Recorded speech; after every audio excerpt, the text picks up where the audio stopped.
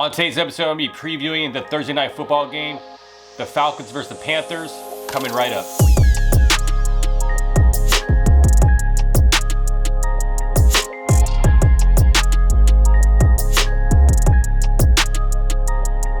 And what's up, everyone? You're listening to the Gridiron Fantasy Football podcast for Thursday, October 29th, 2020.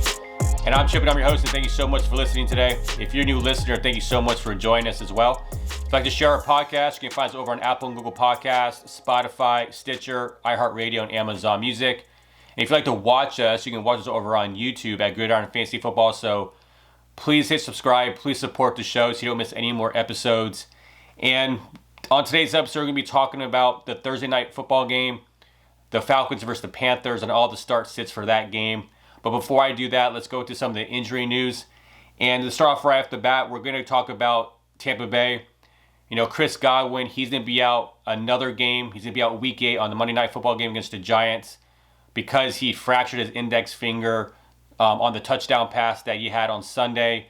He already had surgery on the finger, so it looks like he's going to be out week 8.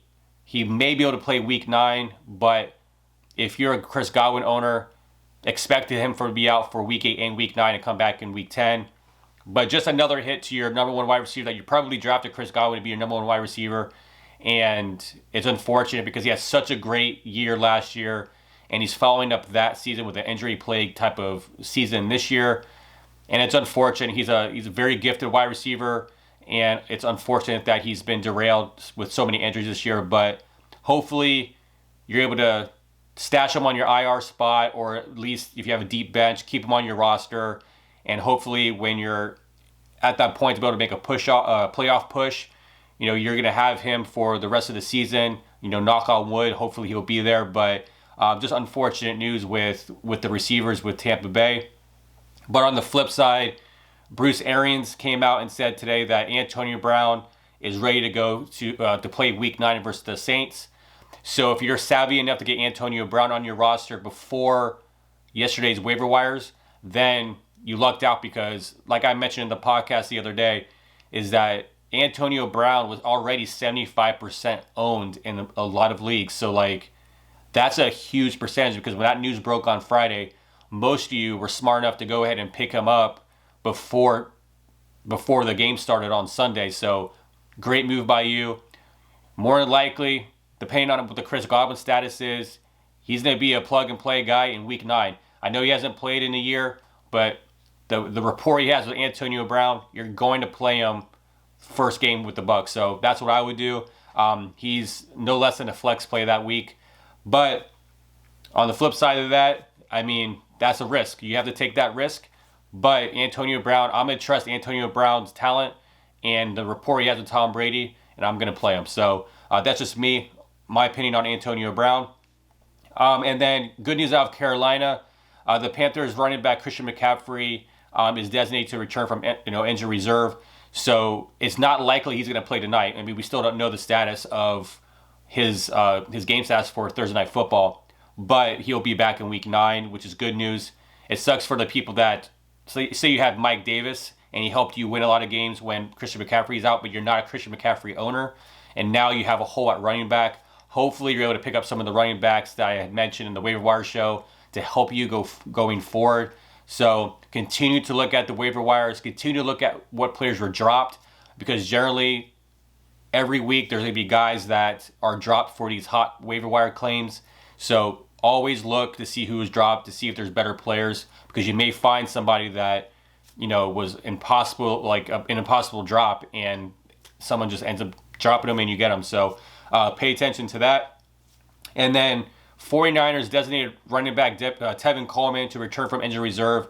So this was something that we had a prediction about, because we knew that obviously they lost Jeff Wilson this week. They obviously lost Raheem Mostert as well. So Jerick McKinnon was not, like, he didn't play a lot of snaps on Sunday. He played 12 snaps, but it was intentional. However, they let Jeff Wilson be the starter, and he tore up the Patriots defense. So you look at one of the waiver wire claims was Jermichael Hastie, right? So that was a guy that everyone's pretty much thinking that he's going to be the starter, because when Jerick McKinnon was supposed to be the starter, Jermichael Hastie was. So the idea is this is kind of a boom or bust hit. So you can try to play Jermichael Hastie, but what if Tevin Coleman is activated on Sunday and he's the one who leads the backfield? So it's going to be interesting to see, because I know a lot of people picked up Jermichael Hastie, but if Tevin Coleman's there, I would pick him up as well, just because you just never know who the star is going to be. So go for one of the running backs, shoot your shot, and hopefully you get a good running back that you can start based on who Kyle Shanahan likes that particular week. But just a hard backfield to figure out. And then going on to the Eagles, Jalen Reagor, he practiced on Wednesday. Good news, because then he's more than likely going to play in Week 8, which is a huge boost to Carson Wentz.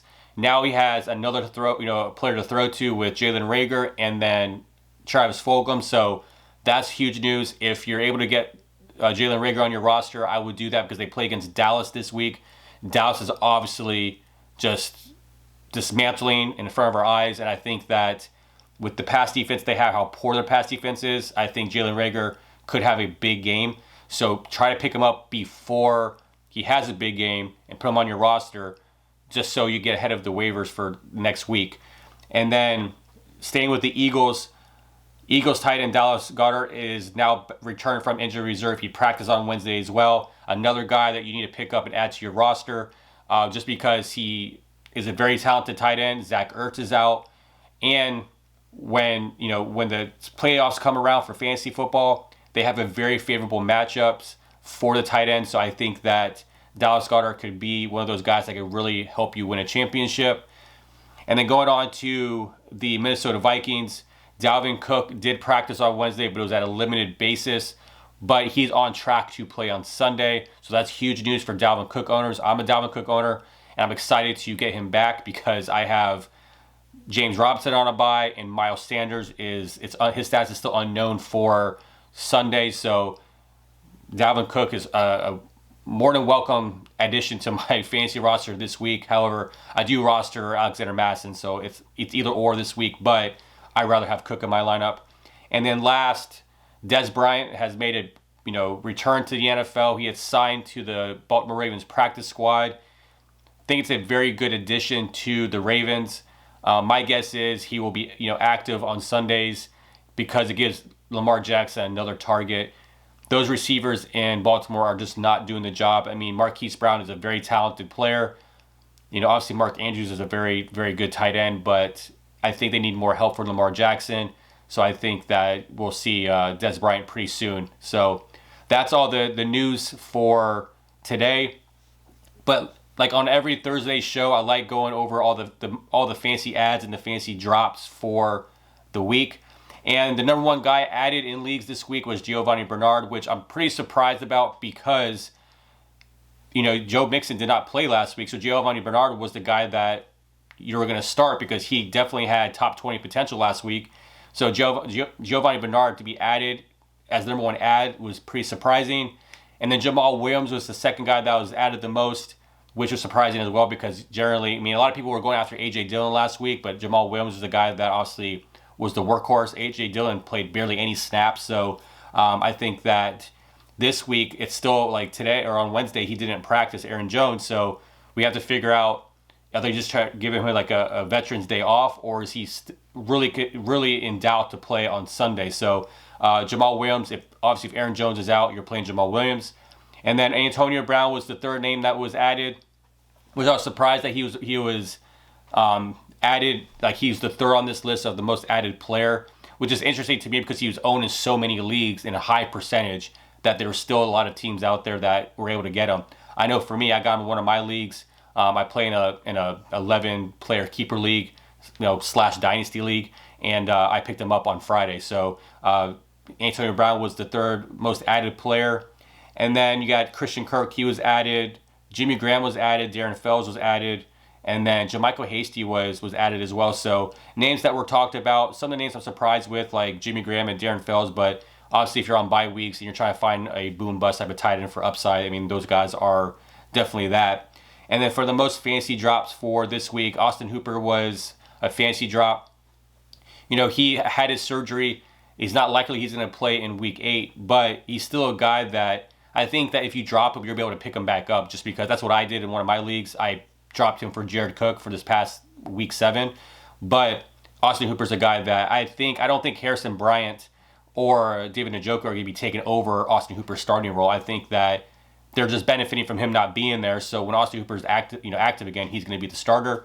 Obviously, Odell Beckham was dropped. There's no point to have him on your roster unless you're in Dynasty. Tyler Higbee, he was dropped in a lot of leagues. This one is interesting. Devante Freeman was added or dropped. He's a guy that had an injury last week, but then for some reason, a lot of owners, not a big percentage of owners dropped him, but he was dropped. Same for John Brown. Obviously, Deshaun Jackson was dropped because of him being on IR. And this name is really interesting because if you're in a league that someone dropped, Alexander Madison's on this list. If Alexander Madison is available in your league, go grab him, please, because he is going to be a league winner if Dalvin Cook goes out. So Dalvin Cook has a history of injuries. If you drafted Dalvin Cook, you got insurance with Alexander Madison. But if someone was just not smart enough to keep Alexander Madison for the upside, because this is part of the season where you want to have those handcuffs. You want to, if you have Dalvin Cook or you have Alvin Kamara on your roster, you need to have insurance for those running backs just in case they do get injured. So if Alexander's in one of those small percentage of leagues that he's available, go grab him. Robert Tanyan, he's been dropped. He has not had a very good fantasy outings the last time, since he had his 3 touchdown games. So that was an interesting drop. And then Michael Gallup was dropped, and then Andy Dalton, which if you're in one quarterback league, you're going to drop him anyway, just because, there's no upside there right now. We don't know what his status is when it comes to the concussion protocol. He didn't practice on Wednesday. So the further on in the week we get with him not practicing, the less likelihood of him playing on Sunday. So I think that that was an obvious drop for the week. But now let's go over to the Thursday night matchup. The Atlanta Falcons are visiting the Carolina Panthers. The Carolina Panthers are favored in this game by 2.5 points. It's an over-under of 49. And this is the game that the Panthers won. They won the first meeting 23-16. This is a game like when they played the first time was a benefit to the Carolina Panthers because of how bad the Atlanta Falcons defense is. So when it comes to who you're starting in this game, Teddy Bridgewater, you're going to start him. Teddy Bridgewater scored 25 fantasy points in the last meeting in week 5. So I think it would be the same. I don't think, and this is a home game for the Panthers, so I think that Teddy Bridgewater can definitely have another good fantasy game. He's that borderline, QB1 streamer this week just because of the matchup. So Teddy Bridgewater is definitely a guy. If you're in one quarterback leagues, you're going to stream or start. And then if you're in two quarterback leagues, you're starting him anyways. And then Matt Ryan, this is a harder one to try to figure out. He is a fringe QB1 as well. But last time they played, he only had 7.67 fantasy points. But if you look at it, the offense was struggling at the time. No Julio Jones. So now you have Julio Jones back. You have your full arsenal of weapons. I think the outcome for Matt Ryan's going to be totally different in this matchup. So he's kind of that you start him because of, he looks a lot different with Julio Jones back on the field. But there's always that risk that he puts you in a bind with a low game like last time. But I'm encouraged that with Julio Jones back, that Matt Ryan's actually gonna have a decent game. I think he'll have a fringe top, QB, a QB1 performance. And then at running back, you're gonna play Mike Davis. Mike Davis shredded them last time for 29.9 PPR points. This is gonna be the last game if Christian McCaffrey is inactive for this game. Mike Davis is his goodbye party. Like, this is like for fantasy owners, this is the guy that did well for you majority of the weeks that he played. This might be the last game that he's gonna be the workhorse, so put him in there. He should have a decent game against the Falcons. And also, he had 9 receptions and a touchdown last meeting, so he was getting it done on the ground and in the air, so that's a good thing for PPR formats. And then Todd Gurley. Todd Gurley was another player who had a good game against the Panthers in the last matchup. He had 25 PPR points, so I think Todd Gurley becomes a decent play there. He's like always in that RB2 range, but if he's on your roster, you're playing him. You're not going to sit Todd Gurley in this matchup. And then at wide receiver, you're going to obviously start Julio Jones. You're going to start Calvin Ridley, obviously. Both receivers are in my top 10 for this week. I think both of them have great matchups. Obviously Calvin Ridley, he has the best advantage when it comes to the cornerback versus wide receiver matchup. If he's lined up against Troy Pride Jr. of the Carolina Panthers. So if that's the case, based on how things are lined up, if he's going against Troy Pride, then that means that he's going to have a very good game. The likelihood of him having a big fantasy week is going to be there. So Calvin Ridley and Julio Jones are in my top 10. And then for Carolina, obviously you're going to play DJ Moore and Robbie Anderson. They had very good games. They almost had 20 PPR points apiece against the Atlanta Falcons last game they played. So I think those are two safe matchups. And then not really any guys on this team that I'm going to put in the flex in the sense of like guys that like Russell Gage or Brian Hill or anything like that, or Curtis Samuel. I think those guys are they're just too uncertain for me to want to start. So I'm going to stay away from any of those players in the flex. And I think the boom bust player for this game, honestly, is Hayden Hurst. The last meeting, Hayden Hurst only had 2.8 PPR points. But as well, the Panthers are only giving up 6 fantasy points to the tight end position. So that's what's hard about this game, is that Hayden Hurst he's kind of volatile in a sense, but he had a hard matchup last week against the Detroit Lions. He had 12.8 fantasy points. So he didn't score, but he did have the receptions and the yardage. So when you're talking about tight ends this year, if you don't have some of the top tight ends, you got to have those expectations of like, you know what, if I get 10 points from my tight end, I'm going to be happy with that. And I think Hayden Hurst possibly can do that. It's just a matter of everything has to fall his way in order for that to happen. But the Panthers are so good against the tight end that I don't think that he's going to be a guy that you're going to start. I have him in my main league. I have him and Hayden. I have Hayden Hurst and Jared Cook. I'm going to opt to start Jared Cook on Sunday. So that's just my opinion on that. So I think that if you have Hayden Hurst, if there's better options out there, try to find a better streamer. But Hayden Hurst is not somebody I'm going to start. So and when it comes to anybody to sit in this game, I've mentioned all the main fantasy points of this, all the players you're going to play. There's not really a guy that I think you have to sit if you're on that fringe. I think you're going to play all the main players, and then the guys that are kind of on the cusp, I'm not going to play anyway. So a lot of those guys are sits for me. But that's it. That's it for today's episode. That's the preview for the Thursday night football game. Tune in on Friday when I do the rest of the week 8 matchups on my start sits for week 8. But so you don't miss that episode, please hit subscribe so you don't miss that episode. And then, if you like to follow us on social media, you can find us over on Facebook and Twitter at the Gridiron Pod. We're on Instagram at Gridiron Fantasy Football. So, please tune in on Friday. And thank you so much for listening, and we'll see you on the next episode. Take care.